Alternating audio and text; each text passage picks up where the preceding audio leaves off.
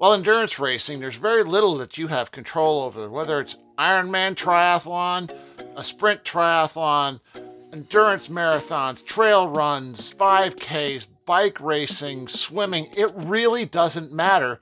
You have very little that you can control. But if you get what you can control in control, then you could have a successful race.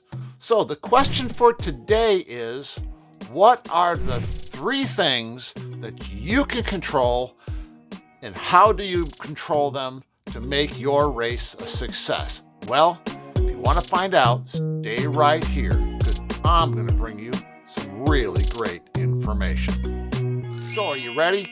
These are the 3 magic things that can make your race a success, whether you're beginning today or a pro. They all are the same principles.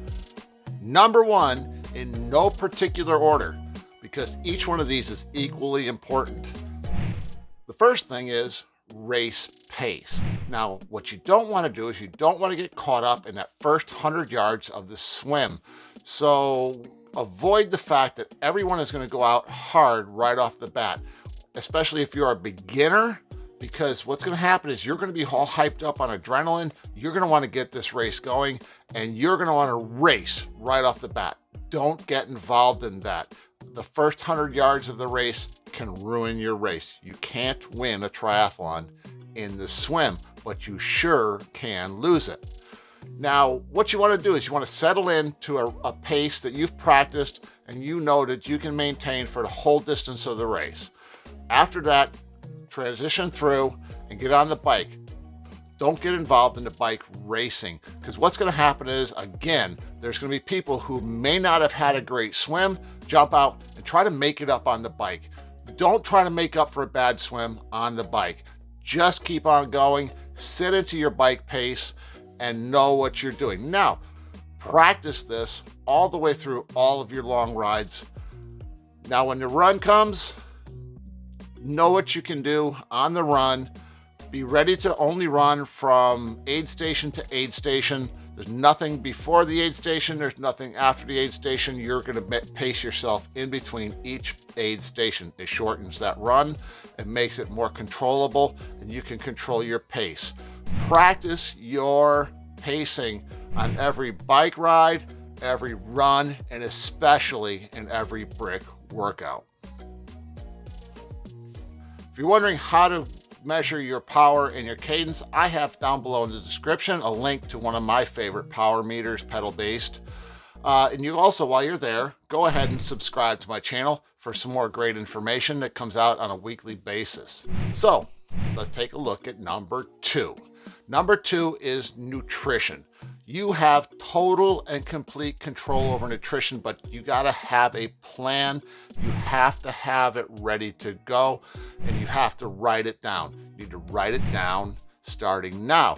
If this is the beginning of your training, you have the advantage of being able to train to nutrition. What I'm saying there is every single ride, every single run, you should be training your nutrition so you have absolutely no surprises whatsoever. You are natural with it. You know exactly when you're going to take a gel, exactly when you're going to drink, exactly if you're going to need extra electrolytes, where your solid foods are going to come involved. All of that stuff is best done at the beginning of training.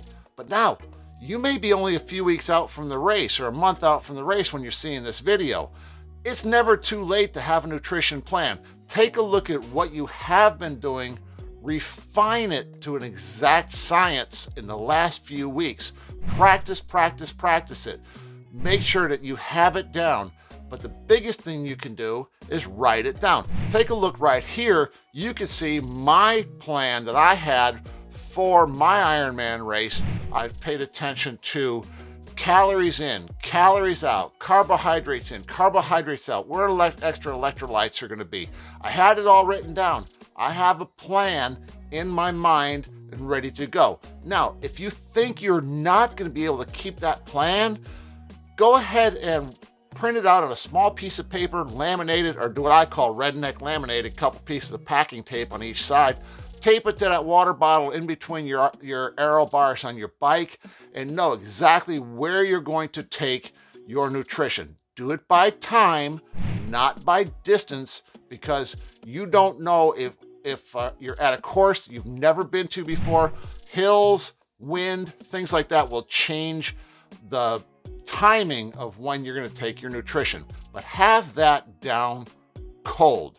On the run, make sure you are working from aid station to aid station and know exactly what the aid stations have, what you need to carry with you. If you're in an Ironman distance race, what you're going to have in your special needs bag. Never, ever, ever leave anything to chance when it comes to nutrition. That's your number 2 item. Well, folks, number 3, last but definitely not least, is you can control your attitude. It's 2021. Things are going to be different. We need to enter our racing this year with an attitude of thanks. We need to be thankful, number 1, that we're back racing. Guys, you can race. Number 2, you have the finances available to do this racing. Be happy that your finances are still in place. Be happy that you're healthy enough to race, that you can do this physically. And then be thankful that you're ready to race, that you've been able to train, you've been able to get in the pool, you've been able to do things that you need to do to be able to step onto that start line and be ready to go for the distance that you're going. Like I said, regardless of the type of endurance racing you're doing, you're ready to do it. Other things, be thankful that the promoters, the people who are putting on this race, they survived 2020. Be thankful for the town that you're racing in, that they're allowing you to come in.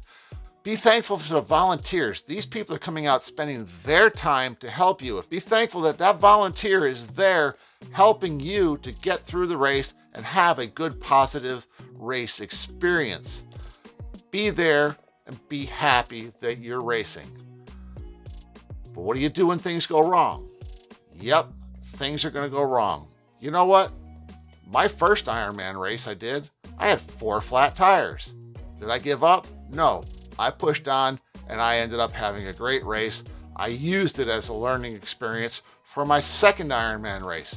Guess what? Second Ironman race, 42 degrees at the start in a driving rainstorm. So things go wrong. Be ready for that. You could have wind, you could have waves, you could have cold water, you could have bad roads, you could have detours that you didn't expect from the last time you did this race.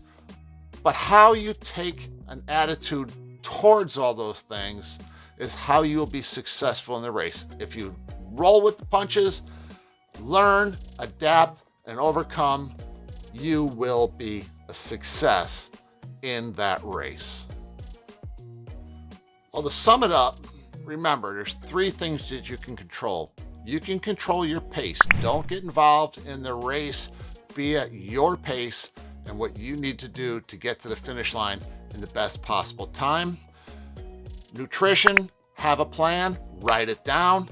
Attitude, be thankful that you're there. I got links below to some of my favorite triathlon products that I use myself. But if you click on one of those links, remember, I get a little bit of money on it. That's what keeps this channel going. So right here, hit subscribe. Make sure you ring the notification bell so you can get more really great information. And over here, you see the videos that I promised you on post-COVID racing. This is Coach John. Boom. I'm out.